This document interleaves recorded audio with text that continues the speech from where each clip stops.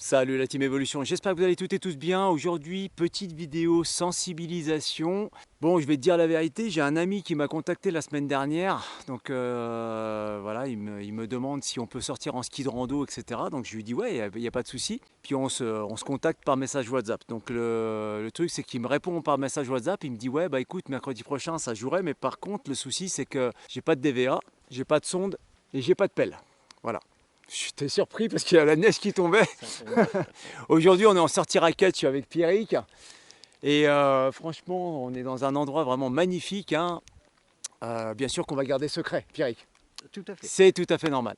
Donc, comme je te disais, voilà, donc mon ami me dit ouais, j'ai pas de DVA, j'ai pas de sonde, j'ai pas de pelle. Donc naturellement, bah, j'en conclus que il sait pas non plus s'en servir s'il en a pas.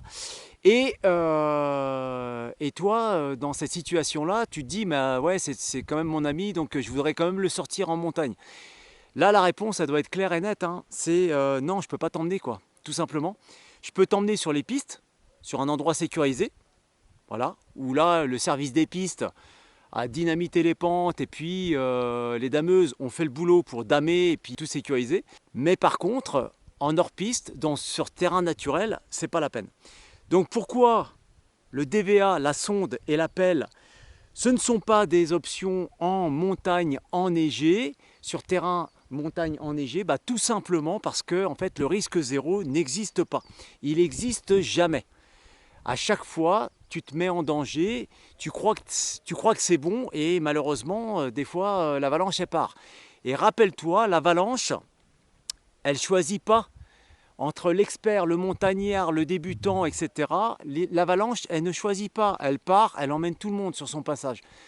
Donc, le problème, c'est quoi? C'est qu'une fois que tu es coffré sur le terrain, tu es totalement impuissant. On a fait DVA la semaine dernière, Pierrick peut en témoigner. On a fait les tests d'ensevelissement, donc c'est-à-dire mettre des personnes en fait sous la neige et puis qu'elles essayent de s'en sortir par elles-mêmes. Tu n'y arrives pas. C'est vraiment comme si tu avais une chape de béton sur toi. Donc quand tu es coffré, tu peux plus bouger. Et naturellement, ça va être qui ta chance de revoir le ciel bleu et d'être au-dessus du manteau neigeux?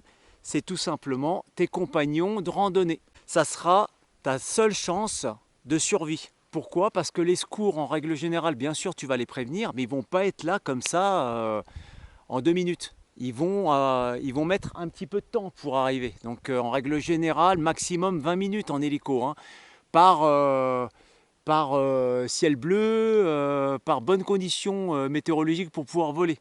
Donc, c'est tes partenaires qui sont la meilleure chance de survie pour la personne qui est sous la neige. Et là, il y a un souci, c'est que sans DVA, sans sonde et sans pelle, bah, ils peuvent rien faire. Et le problème, c'est quoi? C'est pas d'équipement, bah, c'est égal à tu te mets en danger.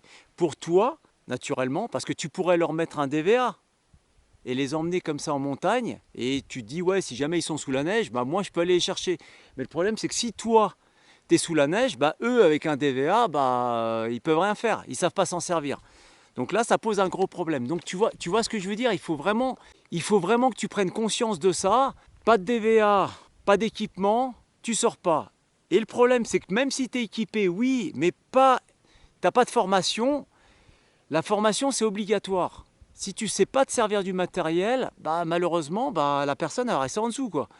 Donc, pas d'équipement et pas de formation, faut pas sortir. Faut aller sur domaine sécurisé. Prenez un forfait de ski.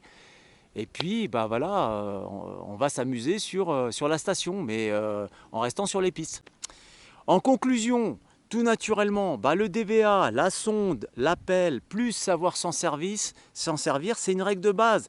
C'est pas des options. Ils te servent à sauver des vies quand, malheureusement, l'avalanche survient. Voilà ce que je peux te dire. Donc, petite vidéo sensibilisation. Mon ami va certainement voir la vidéo. Ça sera la meilleure réponse que je peux lui donner. Parce que je ne lui ai pas encore donné la réponse. Mais la réponse, elle est simple, hein, voilà. Parce que des fois, quand c'est un de tes amis, c'est un peu délicat. Tu n'as pas envie de le décevoir. C'est simple, hein, Pierrick. Mais le problème, c'est que là, tu te mets en porte-à-faux. Et tu te mets en danger, toi. Toi d'abord. Parce que c'est sûr que tu vas lui mettre un DVA, une sonde, une pelle. Mais il ne sait pas s'en servir. Donc, à quoi ça sert? Ça sert juste si lui, il se fait coffrer. Mais si toi, tu te fais coffrer, bah, il n'y a plus personne, hein. Voilà. Tu resteras en dessous. Eh ben écoute, j'espère que ça fera prendre conscience aux gens qui sortent encore sans matériel de sauvetage, parce que c'est du matériel de sauvetage, ce n'est pas du matériel de sécurité, c'est du matériel de sauvetage. La personne, elle est en train de se noyer, elle est en train de se noyer sous l'avalanche. Elle n'en a pas pour longtemps, donc il faut aller la sauver. Donc c'est pas du matériel de sécurité. Un matériel de sécurité, c'est plutôt le casque que tu vas mettre sur la tête ou alors la ceinture de sécurité quand tu es dans la voiture pour éviter que tu passes par le pare-brise. C'est ça du matériel de sécurité. Nous, DVA sonde pelle, c'est du matériel de sauvetage. Donc prenez-en conscience et équipez-vous avant d'aller en montagne. Oui, je sais, tu vas me le mettre en commentaire, ça c'est clair. Le matériel DVA sonde pelle, ça coûte cher, surtout les DVA. Oui, je suis d'accord avec toi. Je suis tout à fait d'accord avec toi. Après, il faudrait mettre l'État et puis les fabricants autour de la table, ouais, pour essayer de faire du matériel moins cher, plus abordable pour tout le monde. Mais le problème, c'est que ce n'est pas des packs de lait. Ils n'en vendent pas des milliards sur la planète tous les jours. Donc des DVA, des sondes et des pelles, ils n'en vendent pas à la pelle. C'est le cas de le dire. Bon, il faudrait peut-être couper ça. Mais ils n'en vendent pas comme si tu allais chercher une baguette de pain à la boulangerie. C'est vrai. Donc c'est pour ça que ça coûte plus cher. Voilà, c'est du matériel, tout le monde n'en achète pas, malheureusement. Et tous ceux qui font de la montagne, c'est qu'un petit pourcentage, donc c'est pas la majorité de la population. Donc c'est pour ça que ça revient très très cher le matériel. Enfin, en tout cas, moi je suis plutôt là pour te sensibiliser, donc voilà.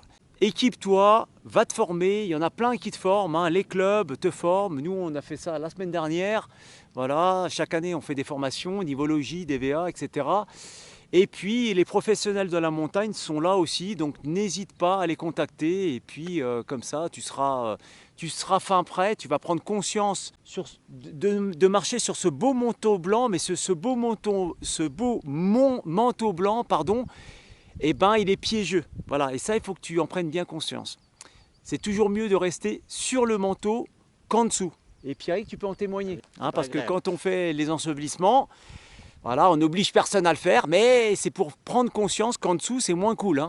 Surtout avec la pression de la neige que tu subis lorsque tu es sous l'avalanche.